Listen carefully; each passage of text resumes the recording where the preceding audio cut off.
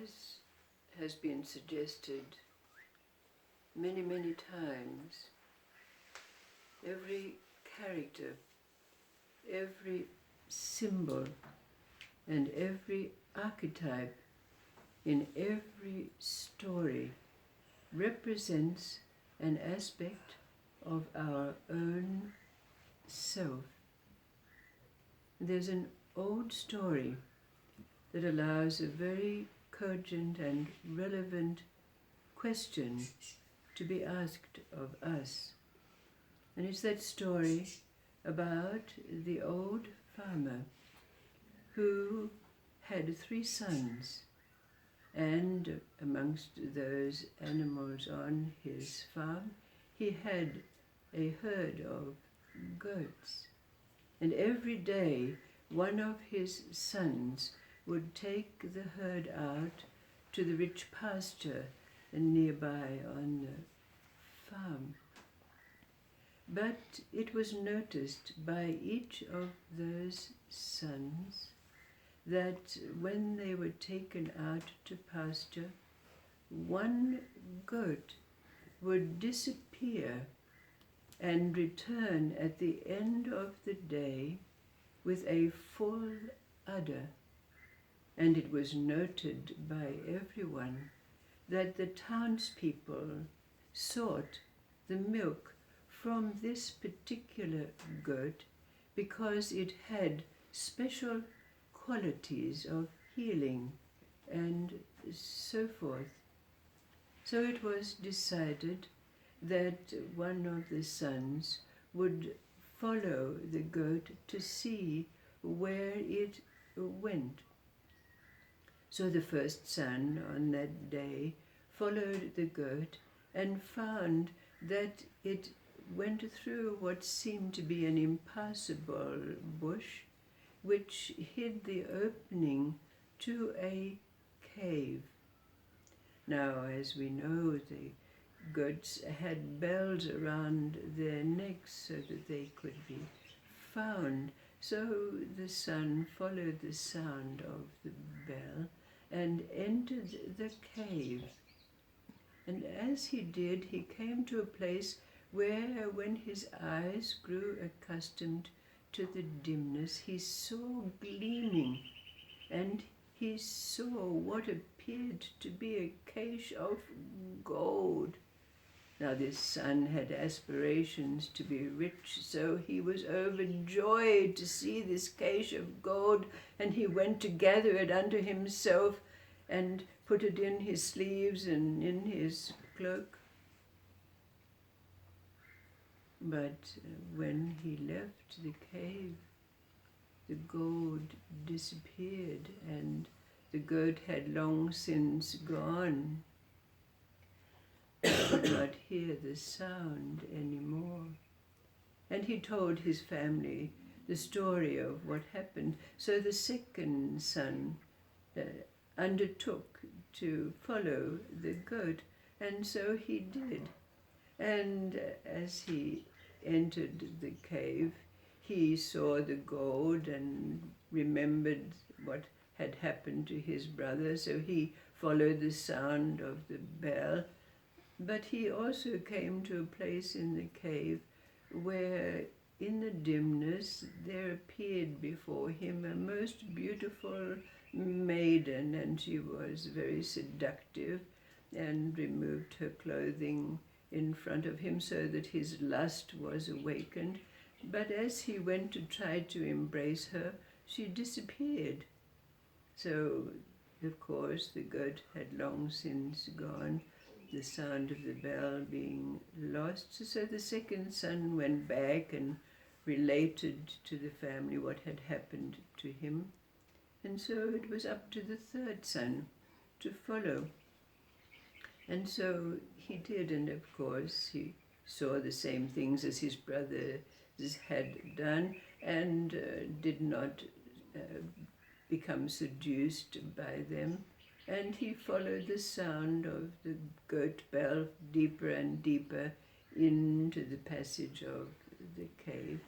But then he too came to a place in the cave where in the dimness, he saw an old man standing at a lectern with a large book opened in front of him, and the old man beckoned the third son to him, and it so happened that this son was an avid seeker after knowledge, and so when the old man beckoned to him and started to engage him in the questions of what the book was revealing, the third son was highly interested and began to listen to what the old man said. But suddenly the third son realized that the sound of the bell was growing dim, and he remembered what his purpose was. So, taking his leave of the old man, he followed the sound of the bell, and it led him out of the cave into a place where he had never been before. Before him was a lushness, a vista, a garden of great magnificence. He did not know where to place his eyes first. The abundance on the trees, the sounds that he could hear, all of those things assailed his senses, and he went around to explore what it was in this place. So it seemed that time had passed. Now the goat had gone, returning to whence it came. But when the third son attempted to find the opening to the cave that would lead him back from whence he came, he could not find an opening, and he realized that he would have to remain in this place. So the cogent question, the relevant question that arises for us out of this story from our own experience, because we all know and realize, like all of existence, we are now have passed through a transition which puts us in a place where we increasingly recognize that we cannot go back. We cannot go back to where and how we were. So we recognize very clearly the aspect that the third son represents for us. But the question is asked, recognizing that every character, every archetype and symbol is an aspect of our own self. What does the goat represent for us?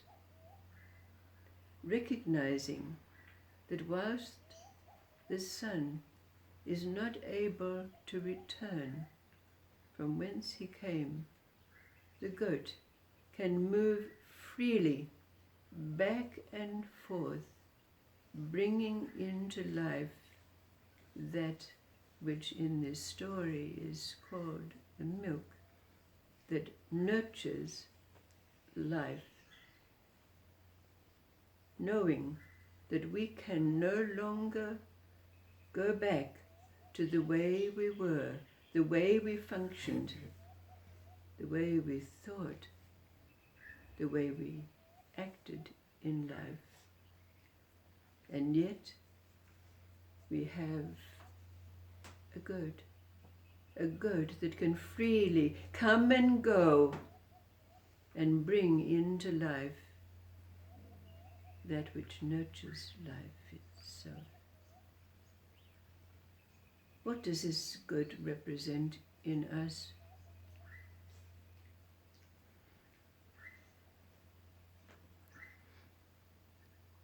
What is it in us